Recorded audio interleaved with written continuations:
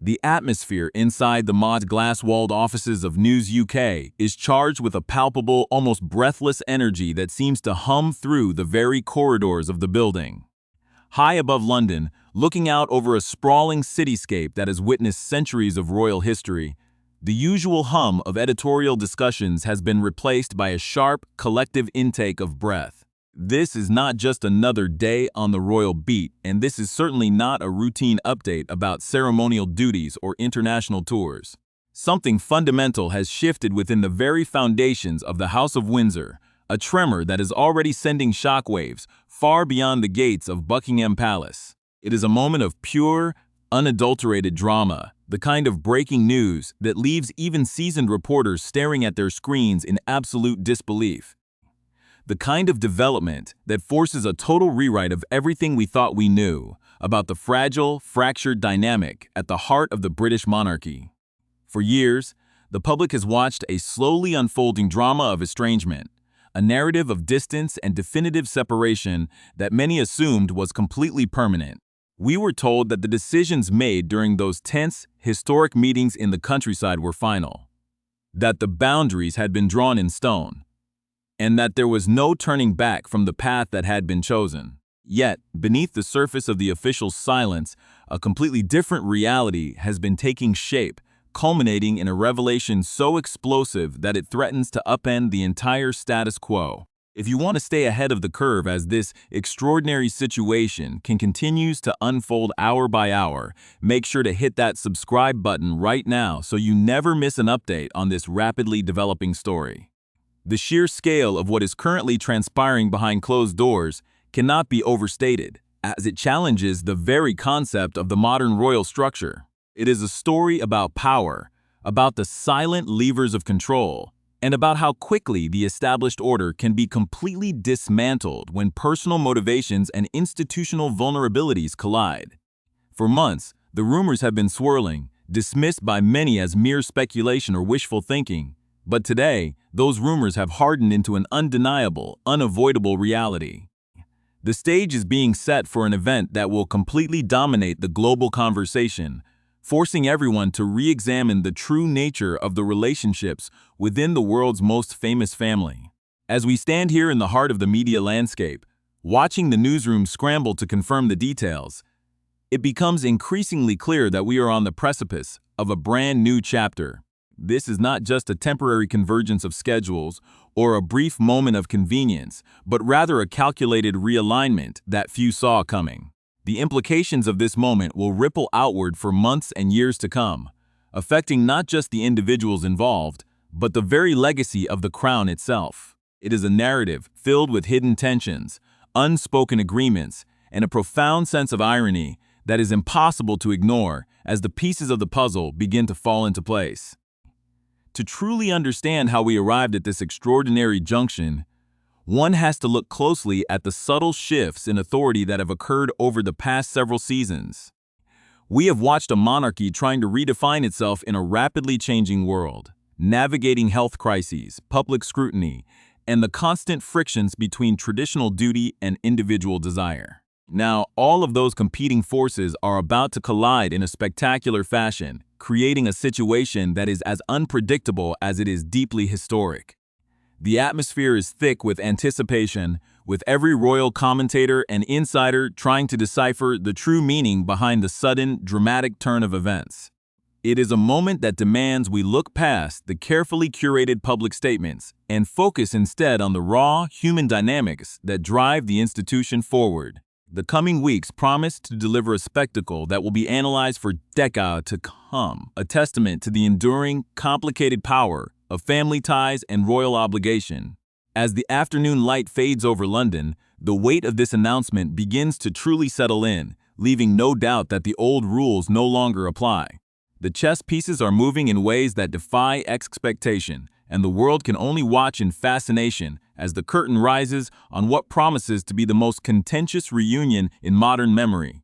The peace of the British monarchy has been shattered by an extraordinary piece of breaking news that represents nothing less than the total undoing of Megxit and the complete nullification of the historic Sandringham Summit agreements. Following months of intense international speculation, it has been revealed that Prince Harry is officially set to return to the United Kingdom this July for the high-profile one-year to-go countdown event for the Invictus Games in Birmingham. However, the true bombshell that has sent shockwaves through the royal establishment is that he is not traveling alone, as he will be accompanied by Meghan, Archie, and Lilibet.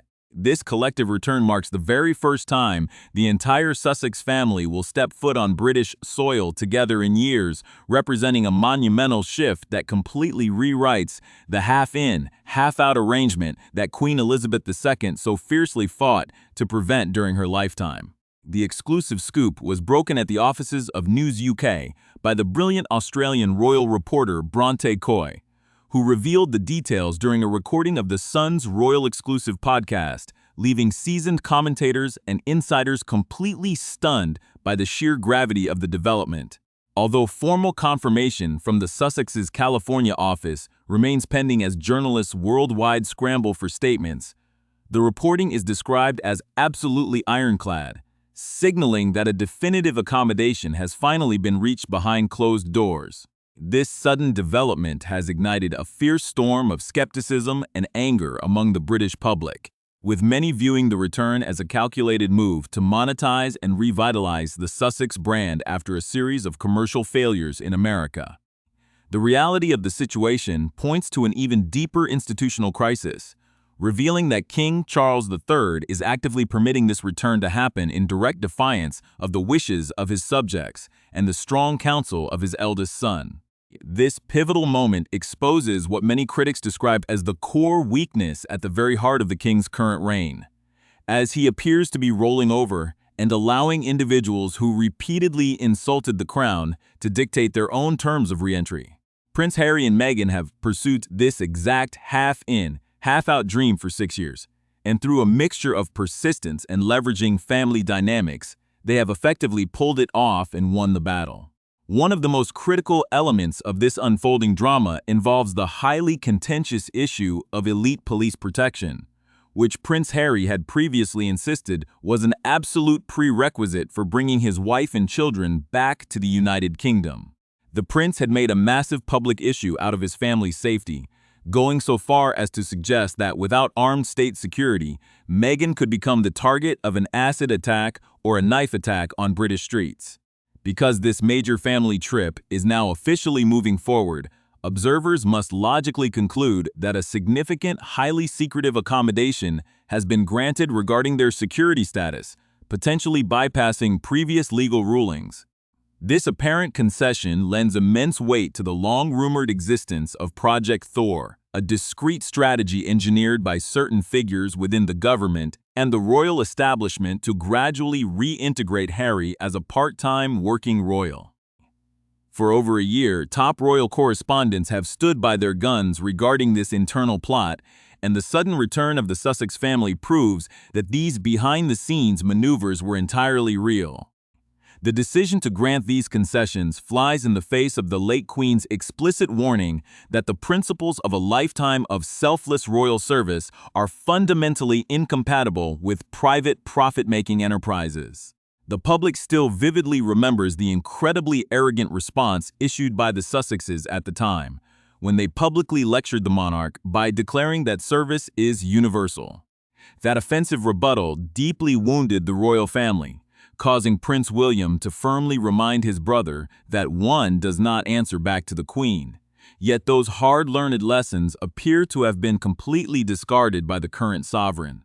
The timing of this entire reconciliation plot is deeply intertwined with the chaotic and poorly managed timeline of King Charles's cancer diagnosis and subsequent recovery. Back in early 2024, the palace made the strategic mistake of announcing the king's treatment for a benign enlarged prostate before the actual medical procedure had taken place, breaking the long-standing rule of absolute secrecy maintained by Queen Elizabeth. During that routine procedure, doctors unexpectedly discovered cancer, forcing a panicked palace press office to publicly announce the diagnosis just 3 days later because they had been utterly bounced into telling the truth by investigative journalists. While the precise nature of the illness was never officially disclosed, widespread consensus within medical and media circuits strongly indicates that the king has been battling bladder cancer. In the immediate aftermath of that terrifying diagnosis, a genuine sense of panic gripped the royal household, with many fearing the king might not survive more than a few weeks, causing an immediate shift of institutional power toward the Prince of Wales. Prince Harry famously flew across the Atlantic for a fleeting visit during that period of extreme crisis, marking the initial opening salvo in what would become a highly sophisticated, multi-year campaign for family reinstatement. However, as the king's cutting-edge immunotherapy and advanced cancer vaccines at the London clinic produced spectacularly successful results, the monarch realized he could potentially live close to his natural lifespan.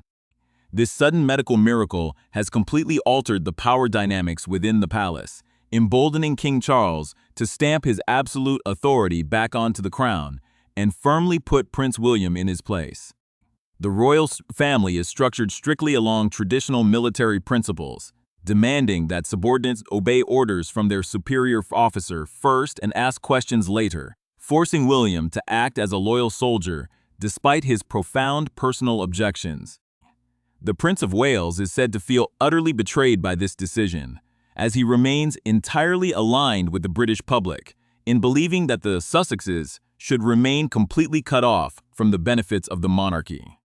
The brewing storm over their residential status in the United Kingdom is set to intensify, as the king will almost certainly feel compelled to provide his son with a formal royal home, sparking rumors about the future of Royal Lodge or other estates.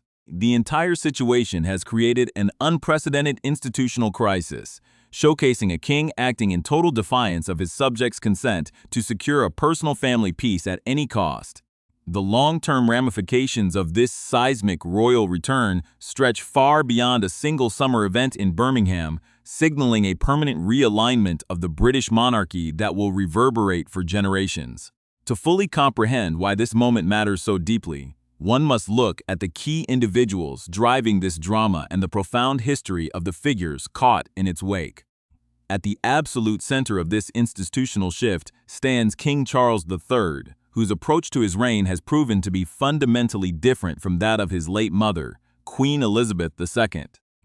Born in 1948 and having spent more than 7 decades as the Prince of Wales, Charles developed a deeply personal philosophy regarding family loyalty and institutional survival.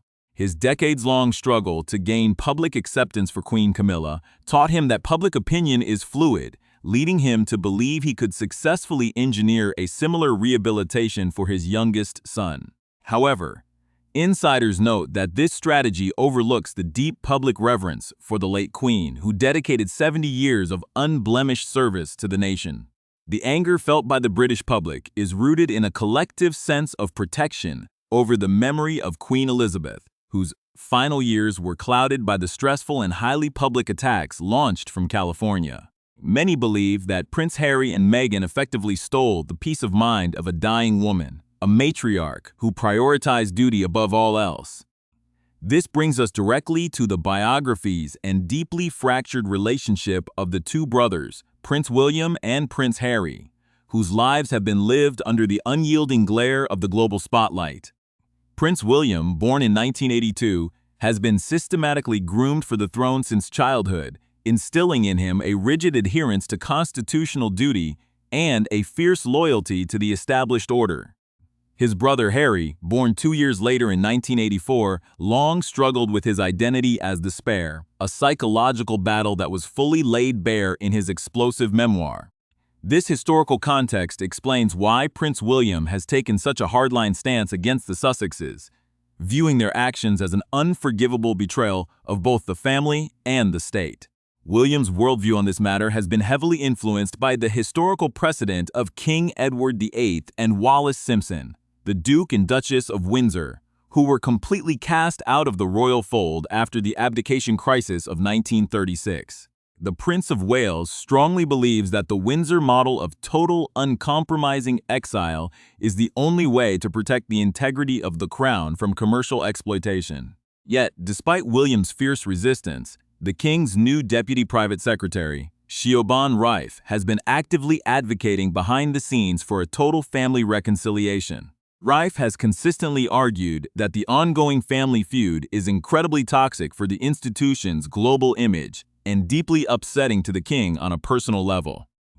This internal pressure, combined with the successful outcome of the king's recent cancer treatments, created the perfect conditions for the Sussexes to successfully execute their return strategy. The financial reality driving Prince Harry and Meghan Markle back toward the United Kingdom is perhaps the most pragmatic element of this entire saga. When the couple initially departed the royal family, they anticipated a massive, unassailable commercial empire in Hollywood, securing multi-million-dollar deals with global streaming giants. However, as the years progressed, their non-royal media ventures largely faltered, with highly publicized podcasts canceled and major film projects languishing in permanent development. The couple quickly realized a harsh truth about global entertainment market, which is that the public remains overwhelmingly interested in their proximity to the royal family rather than their independent creative endeavors. Their self-titled documentary series remains one of the most watched programs in streaming history, proving that their commercial viability is entirely dependent on their insider royal status. To maintain this lucrative connection, access to the inner workings of the palace is an absolute necessity, rendering an extended stay in California spiritually isolated and financially unsustainable. This economic necessity has led directly to what critics describe as a highly sophisticated campaign of emotional leverage involving the king's grandchildren, Archie and Lilibet. By withholding the children from British soil and tying their visits directly to the resolution of state-funded security disputes, the Sussexes created an incredibly powerful incentive for an aging grandfather. The king, who has frequently expressed a profound sadness over his lack of a relationship with his youngest grandchildren, ultimately found the separation too painful to endure. Palace sources have revealed that the emotional toll of this separation was a significant factor in the king's decision to override the firm objections of the Prince and Princess of Wales. This decision will inevitably create a massive, long-lasting rift between the king's court and the court of the Prince of Wales, establishing two points of power within the contemporary British monarchy. Prince William now faces the unenviable prospect of a future reign where the half-in, half-out precedent has already been firmly established by his father. When William eventually ascends the throne, reversing this arrangement will require an immense amount of political will and media capital, resources that would be far better spent modernizing the Commonwealth. As a result, Prince William will likely be forced to tolerate the ongoing presence of the Sussex brand within the United Kingdom, despite the inevitable disruptions it will cause to his own public initiatives. The return of Meghan, Archie, and Lilibet alongside Harry this July marks the definitive beginning of a brand new era for the House of Windsor, one characterized by compromise rather than absolute